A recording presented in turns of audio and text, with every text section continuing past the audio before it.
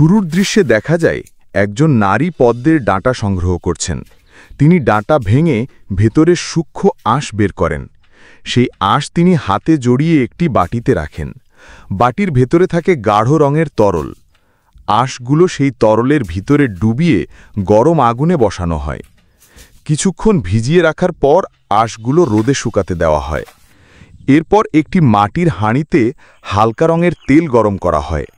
তেলের মধ্যে লাল মরিচের দানা ও শুকনো আদা দেওয়া হয় এবং সুন্দর ঘ্রাণ যোগ হয়। তারপর সেই তেল কাপড় দিয়ে ছেঁকে নেওয়া হয় এবং এর সাথে পাথরের মোম মেশানো হয়। মিশ্রণটি সারা রাত গরম করে রাখা হয়।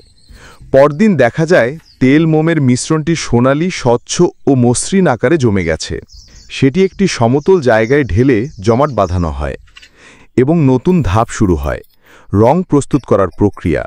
লাল রঙের সিনাবার গুঁড়ো একটি পাথরের খুন্তিতে গুঁড়ো করা হয়।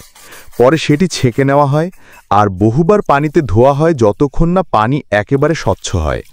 ধোয়ার পর গুঁড়োকে 3 দিন ধরে রেখে দেওয়া হয় যাতে তলানি জমে। 3 দিন পর উপরের পরিষ্কার পানি ফেলে দেওয়া হয় আর নিচে ঘন লাল পেস্ট থাকে। সেটি শুকাতে দেওয়া হয়। শুকানো আঁশ, হলুদ মোম ও লাল সিনাবার পেস্ট একসাথে পাথরের খুন্তিতে গুঁড়ো করা হয়। ধীরে ধীরে একটি গাঢ় লাল মিশ্রণ তৈরি হয়। এই মিশ্রণ একটি ছোট পাত্রে ভরে 100 দিন ধরে রেখে দেওয়া হয়। শেষ দৃশ্যে দেখা যায় প্রস্তুত লাল কালি। সেটি দিয়ে একটি সিল মারা হয় এবং দেখানো হয় এই কালি পানি ও আগুন দুটোতেই টিকে থাকে। ভিডিওটি শেষ হয় কালি প্রদর্শনের দৃশ্য দিয়ে। যদি ভিডিওটি ভালো লাগে তবে অবশ্যই লাইক দিন।